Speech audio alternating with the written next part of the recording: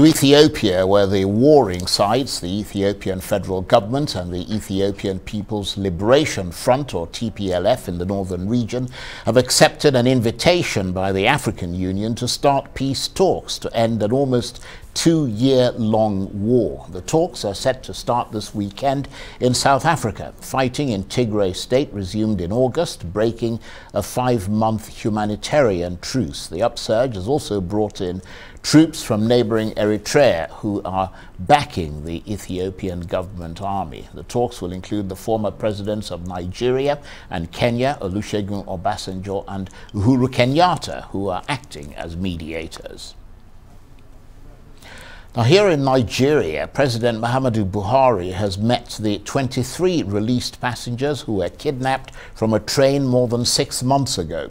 Officials said the victims, who were found in terrible conditions, were being checked by doctors at a military hospital in Kaduna, where the president made the impromptu visit. Armed men used explosives to blow the high-speed Kaduna-Abuja train off the tracks in March. They opened fire, killing 8 people. The Kaduna State Internal Security Commissioner confirmed all hostages had been released, but wouldn't say if a ransom had been paid. Government officials blame the attack on Boko Haram.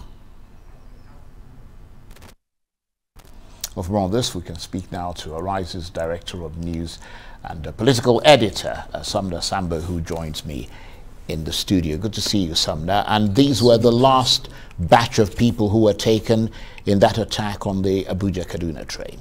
Yes, there were more than 60, and of course it was a very sad incident in March, and of course Arise News was on top of the news coverage for it up until now, when we've seen the last batch of hostages being freed.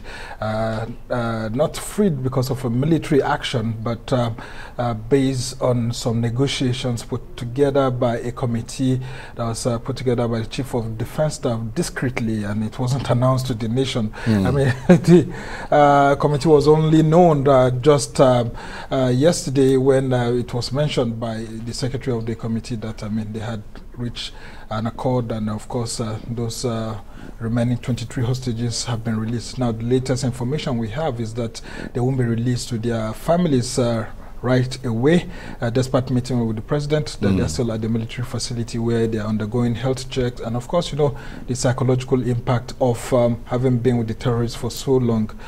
So it will have to be phased out for a few days. So the anxious family members will still have to wait a bit longer. Yeah. And do we know how this last batch were actually released? Because, I mean, you talked about the fact that there is a kind of committee that was doing some, behind-the-scenes negotiations, but everyone obviously wants to know whether any kind of ransom was paid, because in the past there have been reports that some money may have changed hands to secure the release of some of the other people who were on that train.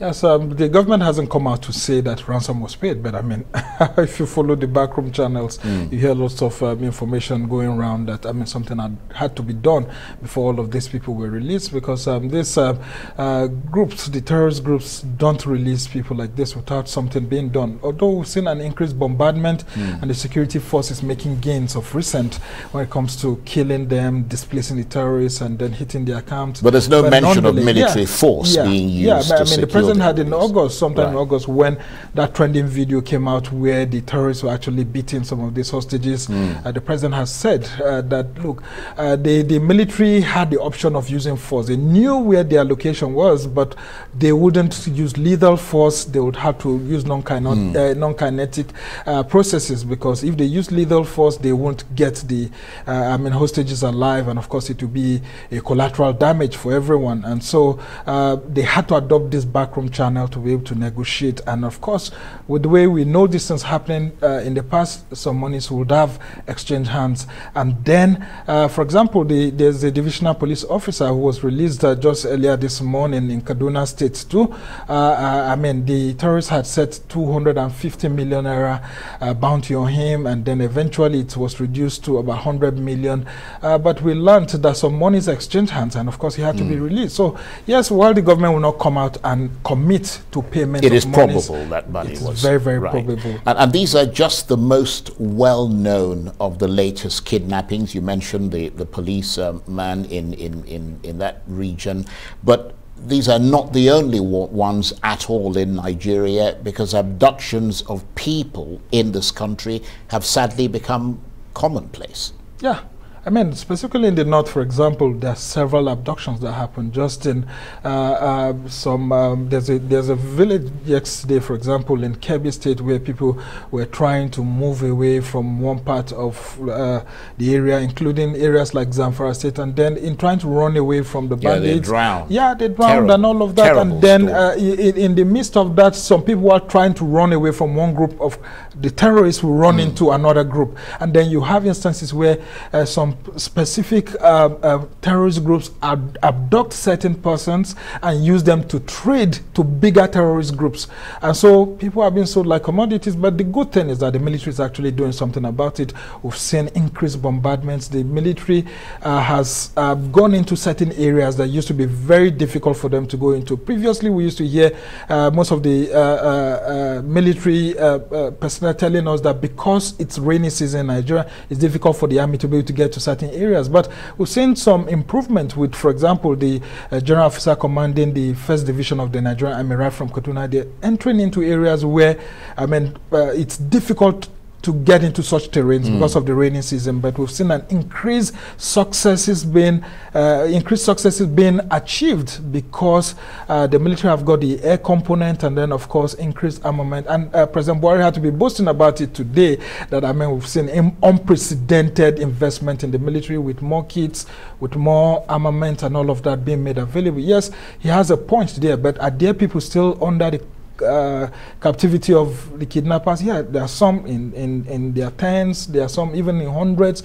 whose cases are unreported, because, I mean, as journalists we can't even go everywhere. Sometimes they have to tell you, and some of these farmers, they are interior communities. Some of those communities surrounded by this terrorists. Some of the terrorists make these abductions and nobody knows. So it's a dicey situation, but we still have a long way to go. But it's a very huge success for the Nigerian government.